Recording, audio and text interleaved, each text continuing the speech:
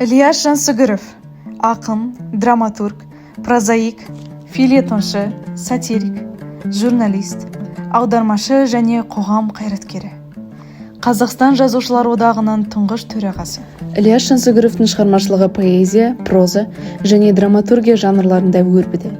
Құлагер, күй, дала, түрксіп, мәйек, дихан сияқты поэмалары бар.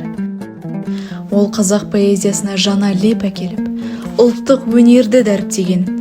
Оның күйші поэмасы, күй өнерінің тылсым күшін бейнелеген классикалық туынды. Оқиға Кенесары ханның ауылы Бақанас өлкесінен, арқадан Алатауға алған беті хан ордасынан басталады.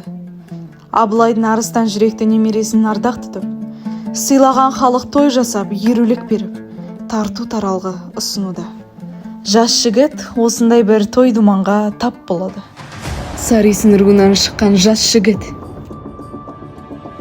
Күй құдіреті.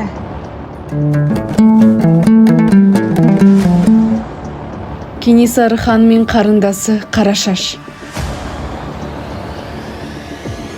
Қамалым, хан данышпан, кенем құтым.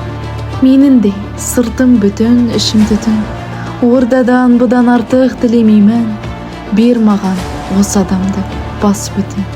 Осыма сұрағаның Қарашашым, қаласа қалғанын алсын. Алсын, үйсінің ерулігі болар бізге. Бергенім басы, бүтін байлап басын. Хан мен қараны тамсандырған күйші. Бірақ сәтте ханшаның құлына айналды.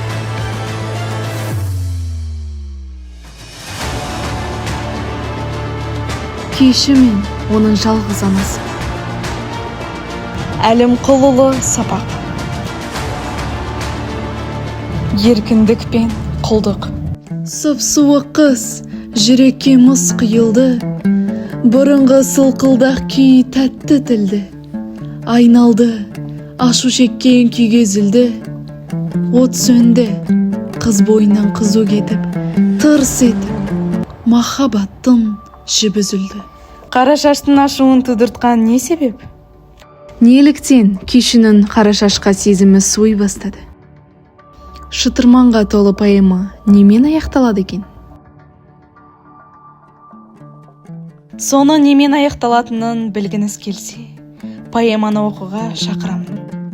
Өзі өмірден өтсе де, күйші поэмасы ұрпақ жадында мәңгі сақталады.